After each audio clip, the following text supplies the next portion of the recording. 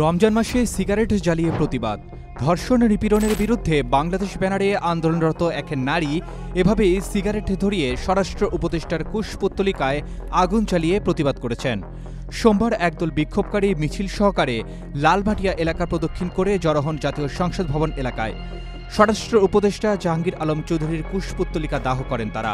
কুশপুত্তলিকার আগুন থেকে এক নারীকে সিগারেট ধরিয়ে প্রতিবাদ করতে দেখা যায় এবং সেখান থেকে অবিলম্বে স্বরাষ্ট্র উপদেষ্টার অপসারণের দাবি করেন তারা। কিন্তু কেন, কি ঘটেছিল সেদিন লালমাটিয়ায়? দুই তরুণী শিক্ষার্থীর ধূমপানকে কেন্দ্র করে এক বয়স্ক ব্যক্তির সঙ্গে বাক বিতণ্ডার ঘটনা ঘটেছে। শনিবার রাতে আসাদ গেট সংলগ্ন আড়ং এর আউটলেটের পাশে একটি চায়ের দোকানে এ ঘটনা ঘটে। জানা যায়, দুই তরুণী প্রকাশ্যে ধূমপান করছিলেন। তখন পাশ দিয়ে হেঁটে যাওয়া এক বয়স্ক ব্যক্তি তাদের সিগারেট খাওয়া নিয়ে আপত্তি করেন এবং চলে যেতে বলেন। পাশাপাশি দোকানদারকে দোকান বন্ধ করার নির্দেশ দেন। এ নিয়ে তরুণীদের সঙ্গে ওই ব্যক্তির কথা কাটাকাটি হয়। প্রত্যক্ষদর্শীরা জানিয়েছেন, এক পর্যায়ে দুই তরুণীর উদ্দেশ্যে অশালীন ভাষায় চিৎকার করেন বয়স্ক ব্যক্তি।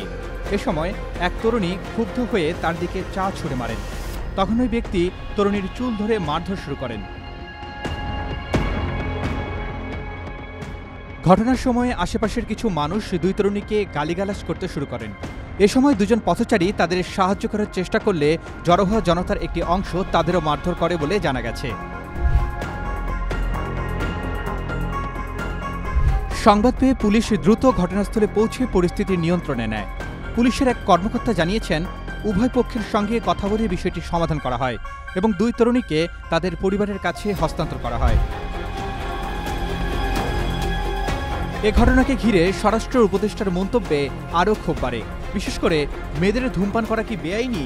এমন প্রশ্নের মাঝে স্বরাষ্ট্র উপদেষ্টা মোহাম্মদ জাহাঙ্গীর আলম চৌধুরী তার মন্তব্যে বলেন, ওপেন জায়গায় সিগারেট খাওয়া নারী পুরুষ সবার জন্যই নিষেধ। তাই সবাইকে অনুরোধ করব, কেউ যেন উন্মুক্ত স্থানে ধূমপান না করে।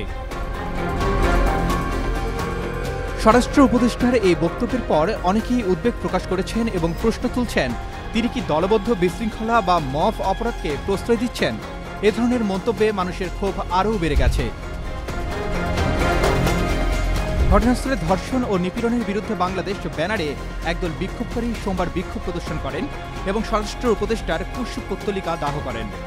সামাজিক মাধ্যমে এই মন্তব্যের ব্যাপক সমালোচনা হচ্ছে এবং অনেকেই বলছেন, এটি ভিকটিম ব্লেমিংয়ের একটি উদাহরণ।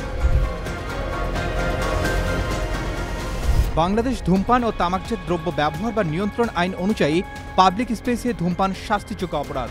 এই আইনে পরিষ্কারভাবে বলা হয়েছে যে, শিক্ষা প্রতিষ্ঠান, সরকারি অফিস, শপিং মল, হাসপাতাল, ট্রান্সপোর্ট স্টেশন, বিমানবন্দর, রেলওয়ে স্টেশন এবং অন্যান্য পাবলিক প্লেসে ধূমপান নিষিদ্ধ।